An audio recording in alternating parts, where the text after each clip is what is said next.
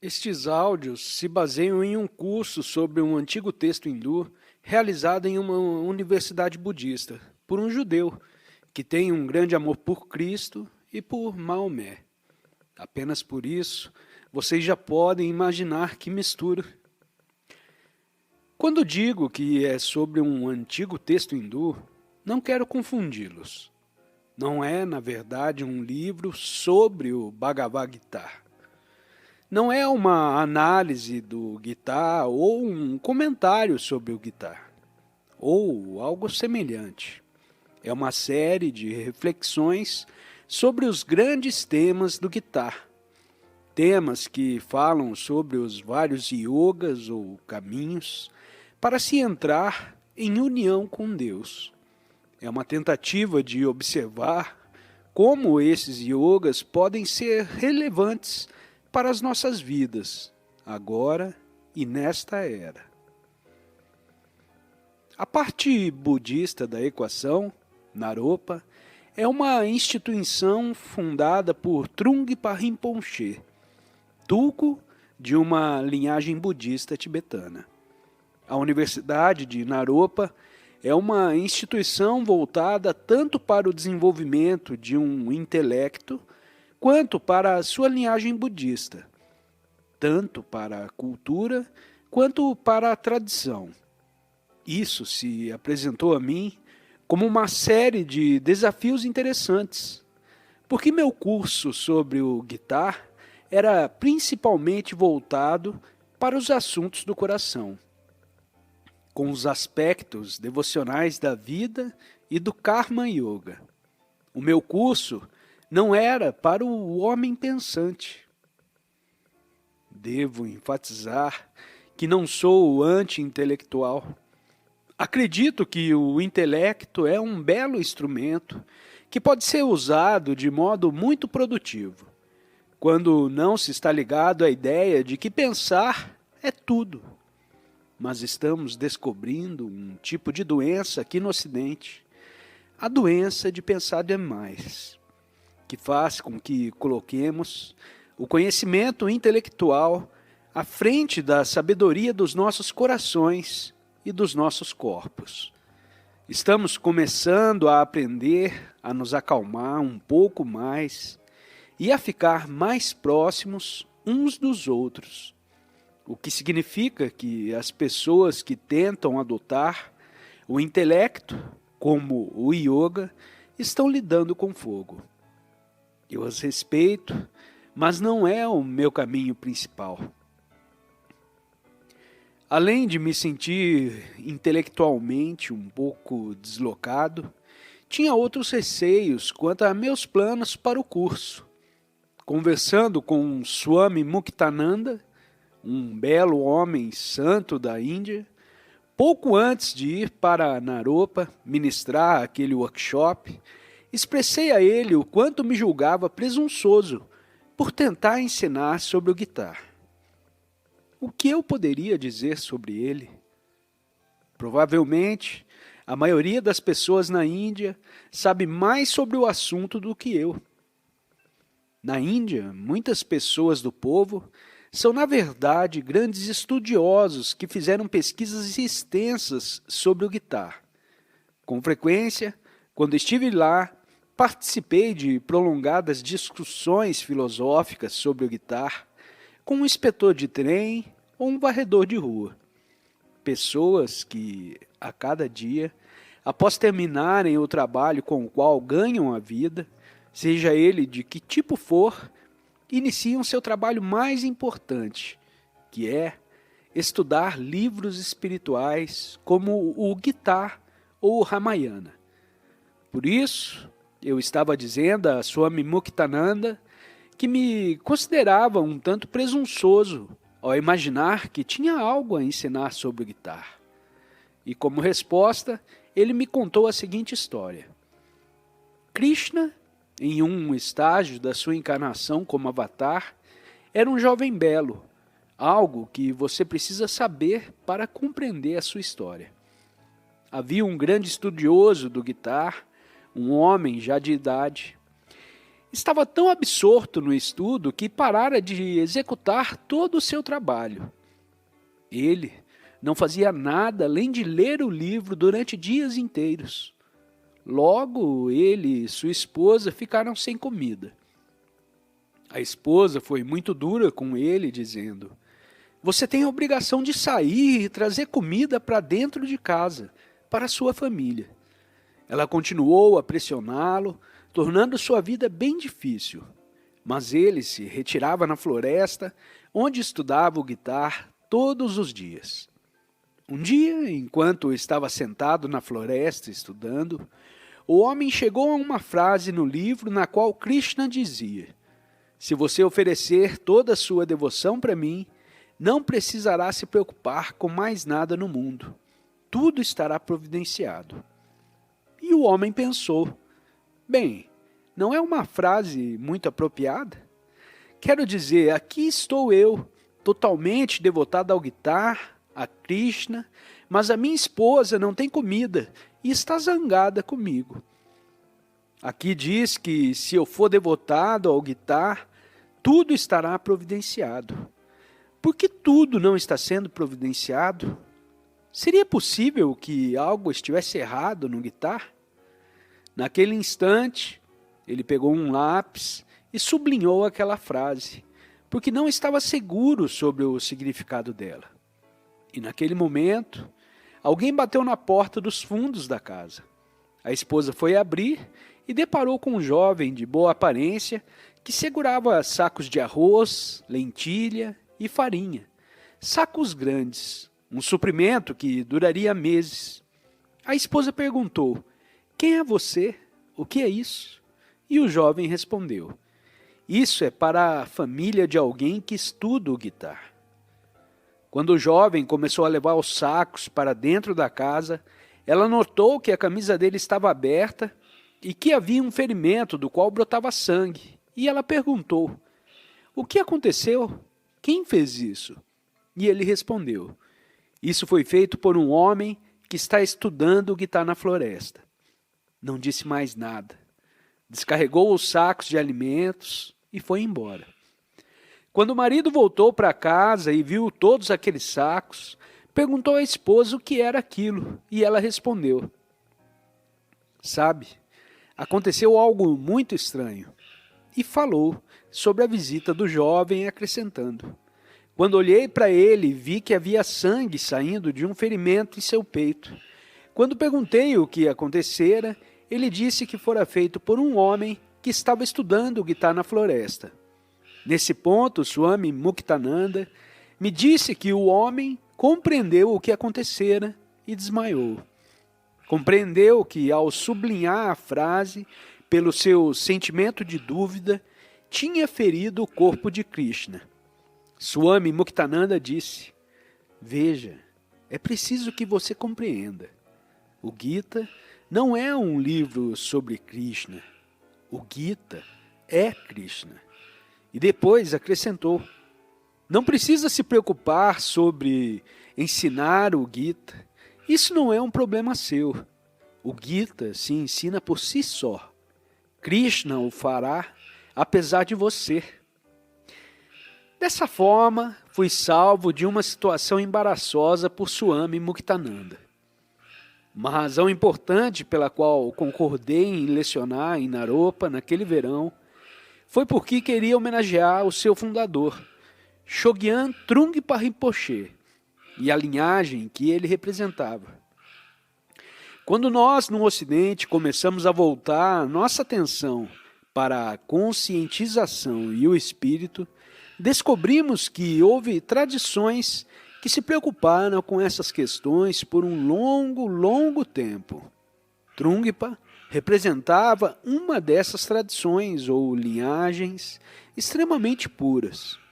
Nós, no Ocidente, temos uma reação muito forte contra as formas religiosas tradicionais, que acredito originasse na maneira pela qual vemos os rituais e as cerimônias utilizadas como um fim em si próprios, como uma politicagem clerical, ritualística, sem que o Espírito vivo se empenhe neles. Isso certamente aconteceu no Oriente e ocorreu também nas religiões ocidentais. Muitos de nós atravessamos momentos de abandonar uma tradição seguida de outra. Nesta cultura, abandonamos tradições sexuais, abandonamos relações sociais tradicionais ligadas ao casamento e à família. Abandonamos tradições sobre condições econômicas e de trabalho e abandonamos todos os tipos de tradições políticas. Na maioria dos casos, isso surge em decorrência de um despertar saudável sobre a morte das estruturas vigentes. Porém, de alguma forma, perdemos um pouco ao pensarmos que essas tradições são ruins por si, quando talvez não fosse necessário abandoná-las, mas despertá-las novamente. Acho que um dos nossos desafios agora é nos tornarmos sofisticados o suficiente para não descartá-las. Já estive em várias cerimônias religiosas tradicionais, tanto no Oriente quanto no Ocidente. Você vai a uma igreja ou a um templo e com frequência o que vê são pessoas fazendo os mesmos movimentos. Realizam os rituais como se estivessem conferindo uma lista de compras no supermercado. Podem estar cantando canções maravilhosas sobre ressurreição e renascimento, mas nada acontece. A cerimônia e o ritual surgiram originalmente do Espírito vivo, mas isso se perdeu no caminho, e o que ficou foi somente a parte mecânica. Mas se eu voltar agora com os olhos focalizados em outros planos de consciência, e se conseguir me centrar e não me perder nas minhas antigas reações à situação, de repente acontece. Ali está novamente o Espírito vivo. Acho que estamos todos sendo preparados, todos nós, para servir na capacidade de recarregar a nossa sociedade com o Espírito vivo. E isso acontece quando nos tornamos o Espírito vivo. Porque a única coisa que você realmente transmite para outra pessoa é o seu ser. Palavras rebuscadas não significam nada. Nesse processo de despertar que todos estamos atravessando, existem vários estágios, níveis na evolução da consciência, e alguns desses estágios estão caracterizados no Gita, como o despertar de Arjuna em 18 capítulos do livro. Primeiro, ao desespero, depois a possibilidade, e em seguida o início do despertar. Então, vem a abertura da visão mística e o aprofundamento da experiência direta. Nos capítulos 7 ao 12, aí temos a última parte que ocorre quando a fé se torna forte. Acontece a abertura para a sabedoria mais profunda. Esse é o modo como as fases da jornada são decifradas no Gita. Apresenta-se entre nós vários níveis diferentes de consciência. Não se trata de ser melhor ou pior. Simplesmente estamos em estágios diferentes da viagem. Alguns de nós estamos somente começando a sentir o primeiro toque de inquietude, um pouco de desconforto com a maneira como o jogo se desenrola. E no outro extremo da escala, alguns de nós estamos tão embebidos na felicidade das visões místicas que tudo o que podemos fazer é ficar aqui em vez de nos metermos em uma caverna. Quando atravessamos os níveis de consciência, descobrimos que a nossa compreensão sobre a natureza das nossas vidas muda. Para sentirmos o sabor da transformação, vamos ouvir alguns testemunhos daqueles que fizeram toda a jornada. Por exemplo, Jacob Bohm, místico cristão. O mundo externo, ou a vida exterior, não é um vale de sofrimento para aqueles que apreciam, mas somente para os que conhecem uma vida superior. O animal gosta da vida animal. O intelectual do reino intelectual. Mas aquele que iniciou uma regeneração reconhece a sua existência terrestre como um fardo e uma prisão. Kabir disse: dançar não é mais para mim, a mente não está mais sintonizada. O vaso do desejo quebrou, a veste do desejo está desgastada. Já encenei vários atos, não posso mais representar. Amigos e companheiros me abandonaram. O nome de Deus é tudo o que tenho agora. Thomas Merton citou: os clarões do Oriente para o Ocidente, iluminando todo o horizonte e atingindo onde lhes apraz, e ao mesmo tempo a liberdade instantânea de Deus, fazem brilhar as profundezas da alma do homem, e ele se torna iluminado. Naquele momento ele vê que, embora pareça estar no meio da sua jornada, ele já chegou ao seu final. Embora seja um viajante no tempo, ele abriu seus olhos por um momento na eternidade. Cada uma dessas declarações é uma afirmação da possibilidade inerente na consciência humana.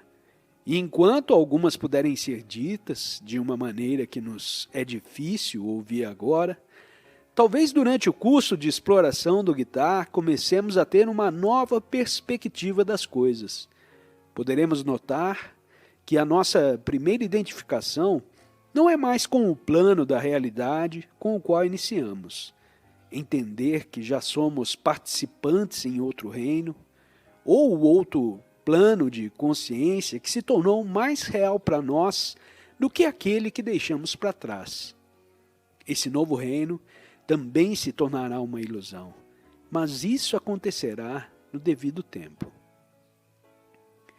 À medida que percebemos a natureza de nossas vidas de outra forma, através de livros como o Guitar, ficará mais fácil desempenharmos alguns dos nossos antigos papéis sociais. Me lembro de quando isso começou a acontecer comigo. Foi em Harvard, no início da década de 1960. Tim Larry e eu fazíamos pesquisas sobre os psicodélicos sob o patrocínio da universidade. E Harvard ficara um pouco preocupada porque solicitamos cerca de $500 mil em LSD da Suíça. Então, a universidade montou um comitê de vigilância. Era uma novidade para os membros da faculdade terem de tomar conta um dos outros, mas Harvard estava ficando desesperada. Na verdade, eu fazia parte daquele comitê, e não conseguimos concordar em nada. Finalmente, alguns membros assumiram um problema e fizeram um encontro público para enfraquecer o nosso trabalho. O motivo do encontro era que não estávamos sendo científicos. Principalmente, disseram, porque estávamos ingerindo substâncias químicas. E como é possível ser um cientista quando seu ponto de vista, sua percepção, muda durante as observações? Mas existe, na verdade, uma rica tradição na psicologia chamada introspeccionismo, que trata da experiência interior, mas que não tem recebido muita atenção devido ao controle dos behavioristas. O behaviorismo abraçou a física como seu modelo para o estudo da mente humana e, por isso, rejeita tudo o que não possa ser visto pelo lado de fora. O interesse que tínhamos em apresentar o que acontecia do lado de dentro, como dados dos nossos experimentos, desapareceu diante de toda aquela teoria behaviorista. No encontro, Timothy tomou a palavra e disse: "Vocês estão errados. Eu sou um cientista. Vocês não compreendem o que é a verdadeira ciência. Argumentou que eles estavam realizando uma inquisição científica devido aos seus próprios preconceitos. Acontece que Timothy é um filósofo da ciência muito bom e acho que o seu argumento foi muito válido, embora não fosse o mesmo que o meu. O que de mais poderoso que já tinha acontecido comigo se concretizava durante aquelas sessões noturnas com os psicodélicos. E de alguma forma aquilo era mais real para mim do que tudo o que ensinava nas segundas, quartas e sextas-feiras. Mas eu não estava seguro de conseguir dizer o que achava sobre a nossa metodologia científica. Por isso assumi uma postura bem diferente da de Timothy e disse: senhoras e senhores, vocês estão absolutamente certos. Não sou mais um cientista. Estou entregando o meu distintivo. Daqui por diante, me considerem um fato. Sou um dado e vocês podem me estudar para verificar o que acontece com aquele que faz isso aos 60 anos. Vocês podem ser os cientistas, podem assumir este papel.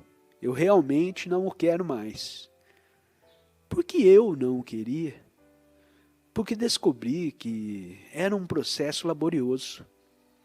Se eu adotasse aquele papel, teria que me submeter a um julgamento intelectual sobre tudo. Teria que dizer: aceitarei isso? Qual a sua semelhança estatística? Qual a probabilidade de reincidência? Teria que viver dentro de um modelo de probabilidade e assumir a postura cética da dúvida. Compreendi que não queria mais fazer aquilo.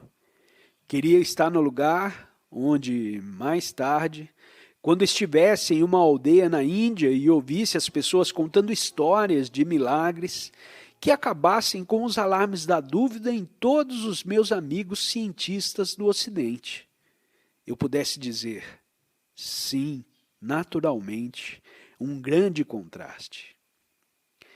O que era realmente, compreendi que preferia cultivar a fé ao ceticismo. Era uma nova definição de quem eu sou.